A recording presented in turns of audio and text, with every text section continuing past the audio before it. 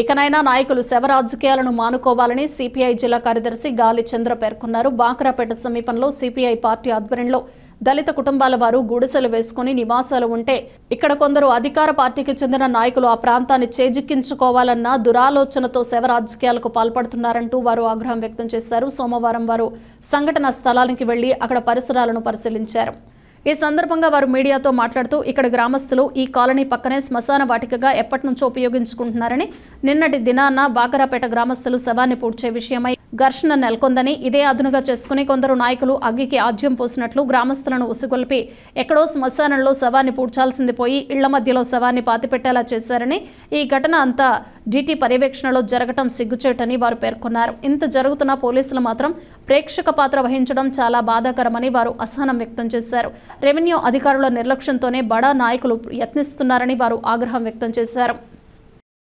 బద్వేలు టౌన్లో బాక్రాపేట వద్ద CPI colony ఆనుకొని కొంతమంది బాక్రాపేటకు సంబంధించినటువంటి గ్రామస్తులు చనిపోయినటువంటి ఒక బాడీని తీసుకొని వచ్చి అంత్యక్రియలు చేయాలనేటువంటి క్రమంలో కాలనీ పక్కనే ఇంటి పక్కనే పూడ్చడానికి ప్రయత్నం చేస్తే కాలనీ ప్రజలు కొంతమంది కొంచెం దూరంగా పూడ్చండి, ఇదివరకే శ్మశానము అని ఏదైతే ట్రీట్ చేయబడతా ఉందో అనధికారికంగా అంత్యక్రియలు నిర్వహించుకుంటా ఉన్నారు, ఆ ప్రాంతంలో చేసుకోండి, కాలనీ అంటే ఇంటి పక్కనే పూడ్చడం వల్ల కొంత ఇబ్బందికరంగా ఉంటుందని చెప్పి ఏదైతే అభ్యర్థించారో ఆ అభ్యర్థిత్వాన్ని ఏమాత్రము స్వీకరించకుండా అడ్డగోలుగా కొంతమంది ఎవరైతే అడగడానికి పోయినటువంటి వాళ్ళు ఉన్నారో ఈ సిపిఐ కాలనీలో ఉన్నటువంటి వాళ్ళు రాజశేఖరు ఇంకా ఒకరిద్దరు పోయి అడిగితే వాళ్ళ మీద దాడి చేయడము, దాడి చేయడమే కాకుండా ఆందోళనకు పోయి ఇంకా కొంతమంది ఈ భూమి మీద ఈ స్థలం ఏదైతే సిపిఐ కాలనీ వేసినామో పేదలతో ఇంటి నివాసాలు ఏర్పాటు చేశామో ఆ కాలనీని మొదటి నుంచి కూడా ఆక్రమించుకొని అమ్ముకొని సొమ్ము చేసుకోవాలనేటువంటి వాళ్ళు ఎవరైతే ఉన్నారో ఇది వరకు ఏ ప్రభుత్వం ఉంటే ఆ ప్రభుత్వం మాటున చేసేటటువంటి మాఫియా లీడర్లు వీళ్ళంతా కూడా డీకేటీ మాఫియా నాయకులు ఎవరైతే ఉన్నారో వాళ్ళు దీన్ని ఏదో ఒక పద్ధతిలో ఆక్రమించుకోవాలనేటువంటి ప్రయత్నాలలో భాగంగా శవ రాజకీయాలు అంటే శవాన్ని అడ్డం పెట్టుకొని ఏదో ఒక పద్ధతిలో ఆ గ్రామస్తులను రెచ్చగొట్టి కాలనీ మీదకి పురమాయించడాన్ని భారత కమ్యూనిస్ట్ పార్టీ తీవ్రంగా ఖండిస్తూ ఉంది, వ్యతిరేకిస్తూ ఉంది.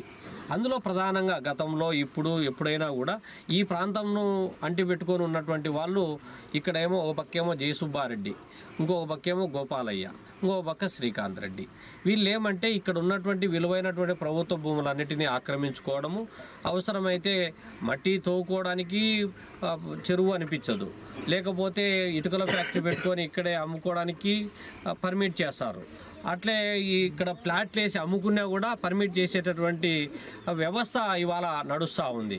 నిన్న జరిగినటువంటి ఘటన ఇంత జరిగిన తర్వాత దాడి చేసి ఇంటి పక్కనే పొడుస్తామని చెప్పి వాళ్ళు వస్తే అడ్డగించి దాని ఏమంటారు శాంతి భద్రతలు పరిరక్షించాల్సినటువంటి పోలీస్ యంత్రాంగం ప్రేక్షక పాత్ర పోషించింది. రెవెన్యూ యంత్రాంగం అధికారికంగా ఇక్కడ ఏమైనా శ్మశానం కేటాయించబడినారా, మీరు బౌండరీస్ చెప్పండి అని చెప్తే అక్కడ ఉన్నటువంటి డిటి పర్యవేక్షణలోనే జనావాసాల మధ్యలో ఇండ్ల మధ్యలో ఇక్కడ వచ్చి డెడ్ బాడీని తీసుకొని వచ్చి అంత్యక్రియలు చేయడం అంటే ఇక్కడ ఇవకేమో ఇక శ్మశానం ఇదివరకు పుడుచుకునేటువంటి శ్మశానం పక్కనుంది, కానీ ఇక్కడేమో ఇంటి ఆవాసాల మధ్యలో రోడ్డులో తీసుకొని వచ్చి పూడ్చడం అంటే ఇక్కడ ఉన్నటువంటి 190% మంది పైగా ఉన్నటువంటి ఎస్సీలంతా కూడా దళిత కుటుంబాలు. ఇటువంటి ప్రాంతాలలో ఎక్కడా కూడా బద్వేలు మున్సిపాలిటీలో జనావాసాల మధ్యలో ఎవరు కూడా ఎస్సీ ఎస్టీ బీసీ మైనార్టీలు ఉండకూడదు అనేటువంటి ఒక దుర్మార్గపూరితమైనటువంటి భావజాలాన్ని స్ప్రెడ్ చేస్తూ ఉన్నారు. పక్కనేమో విలువైన భూములు ఆక్రమించుకొని జామాయిలు చెట్లేస్తే వాళ్ళ జోలికి రెవెన్యూ యంత్రాంగం పోవడంలే, పోలీసులు పోవడంలే, ఎవరు నోటీసులు కూడా ఇవ్వడంలే. కానీ ఇవాళ పేదోళ్ళు గుడిసెలు వేసుకుంటే మాత్రం దాన్ని ఏదో ఒక రూపంలో తొలగించాలనేటువంటిది, దాడి చేయాలనేటువంటిది, వాళ్ళను తరిమేయాలనేటువంటిది నిరంతర ప్రక్రియలో భాగంగానే నిన్న రెవెన్యూ అధికారులు ఉద్దేశపూర్వకంగా ఒక ప్రణాళికాబద్ధంగానే శవాన్ని తీసుకొని వచ్చి ఇక్కడ పూడ్చడం జరిగింది. దీనికి వ్యతిరేకంగా భారత కమ్యూనిస్ట్ పార్టీ పోరాటం చేస్తుంది. ఎస్పీ గారి దృష్టికి తీసుకొని పోతాం, అట్లే రాష్ట్ర మంత్రి గారి దృష్టికి, హోంశాఖ మంత్రి డీజీపీ గారి దృష్టికి కూడా తీసుకొని పోతాం, రెవెన్యూ శాఖ మంత్రి అనగానే సత్యప్రసాద్ దృష్టికి కూడా తీసుకొని పోతాము. ఇది ఉన్నత స్థాయి విచారణ చేయమని కూడా కూడా కోరుతాము. ఎక్కడా కూడా ప్రపంచంలో ఎక్కడా ఉండదు.